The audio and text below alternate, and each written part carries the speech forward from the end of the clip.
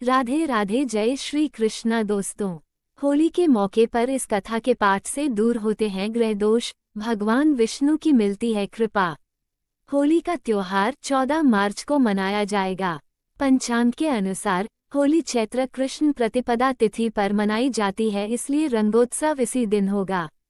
इसे धुलेंडी, धुलंडी आदि नामों से भी जाना जाता है। होली के त्योहार को बुराई पर अच्छाई की जीत के तौर पर देखा जाता है। इस दिन लोग एक दूसरे को रंग गुलाल लगाते हैं, गले मिलते हैं और पकवान खाते हैं। वहीं होली को लेकर भक्त प्रहलाद, होलिका और हिरण्यकश्यपु की कथा प्रचलित है। आइए जानते हैं होली की व्रत कथा। आदिकाल में ऋषि कश्यप और दिति के 2 पुत्र और 2 पुत्रियां हुई, हिरण्याक्ष, हिरण्यकश्यपु, सिन्हिका और होलिका। भगवान विष्णु के वराह अवतार ने हिरण्याक्ष का वध किया था, क्योंकि उसने धरती को जल में डुबो दिया था। वहीं सिन्हिका को हनुमान जी ने लंका जाते हुए मार्ग में मारा था। हिरण्यकश्यपु ने अपनी तपस्या से ब्रह्मा जी को प्रसन्न कर दिया था। ब्रह्मा जी ने हिरण्यकश्यपु से वरदान मांगने को कहा तो उसने अमर होने का वर मांगा। हालांकि ऐसा वर देना संभव नहीं था, तो ब्रह्मा जी ने उससे कुछ और वर मांगने को कहा।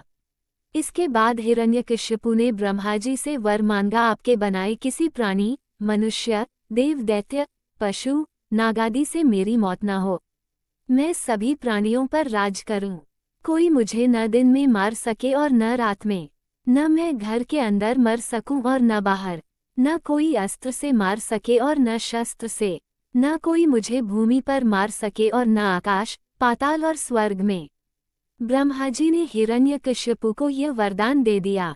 हिरण्यकश्यपु वरदान पाकर अपने राज्य में लौटा तो उसमें अहंकार का भाव आ गया। उसने अत्याचार शुरू कर दिया। वो ऋषि मुनियों को प्रताड़ित करने लगा, देवताओं को दास बनाने लगा, पूजा पाठ, यज्ञ आदि में विघ्न बाधाएं डालने लगा। वो यही नहीं रुका, उसने देवताओं की पूजा करने के बजाय अपनी पूजा करने का आदेश दे दिया। इसी बीच उसके घर में प्रहलाद का जन्म हुआ। उसे कुछ समय बाद गुरुकुल भेज दिया गया। यहाँ प्रहलाद विष्णु पूजा करने लगा। जब ये बात हिरण्यकश्यपु को पता चली तो वह क्रोधित हो उठा। उसने कई प्रयास किए कि प्रहलाद विष्णु पूजा करना छोड़ दे, लेकिन इसमें असफलता मिली। इसके बाद प्रहलाद को मारने की कोशिश की गई। उसे विष दिया गया, हाथियों के पैरों से कुचलने का प्रयास किया गया, पर्वत से नीचे फेंका गया। इसके अलावा भी कई प्रयास किए गए, लेकिन प्रहलाद को कुछ नहीं हुआ। इसके बाद ब्रह्मा जी से अग्नि में नहीं जलने का वरदान पाने वाली हिरण्यकश्यपु की बहन होलिका की मदद ली गई। फाल्गुन पूर्णिमा के दिन होलिका अपनी गोद में प्रहलाद को लेकर बैठ गई, लेकिन होलिका तो जल गई पर प्रहलाद को कुछ नहीं हुआ। दरअसल होलिका को अहंकार हो गया था कि वह अग्नि में नहीं जलेगी, जबकि उसे यह वरदान था कि उसे आग से तब तक नुकसान नहीं पहुंचेगा जब तक वह किसी सद्गति वाले मनुष्य का अहित करने का न सोचे। होलिका के जलने के बाद हिरण्यकश्यपु काफी क्रोधित हो गया और उसने प्रहलाद को भरी सभा में एक खंभे में बांध दिया। उसने गुस्से में प्रहलाद से पूछा कि किसकी वजह से तू मेरी आज्ञा नहीं मानता है। इस पर प्रहलाद ने अपने पिता से आसुरी स्वभाव छोड़ने और समता भाव को अपनाने की प्रार्थना की। इससे हिरण्यकश्यपु आग बबूला हो गया। उसने कहा, तू मेरे सिवा किसी और को जगत का स्वामी मानता है, कहाँ है वो? क्या इस खंभे में है? और यह कहते हुए उसने खंभे में घूंसा मारा। इतने में गर्जन के साथ खंभा फट गया और उससे एक खतरनाक रूप प्रकट हुआ। सिंह का सिर, मनुष्य का धड़, बड़े बड़े नाखून, खतरनाक चेहरा, पीली आंखें और तलवार जैसी जीभ। यही भगवान का नरसिंह अवतार था। उन्होंने हिरण्यकश्यपु को संध्या काल में सभा की दहलीज पर अपनी जांघों पर रखा और अपने नाखूनों से उसका कलेजा चीर दिया।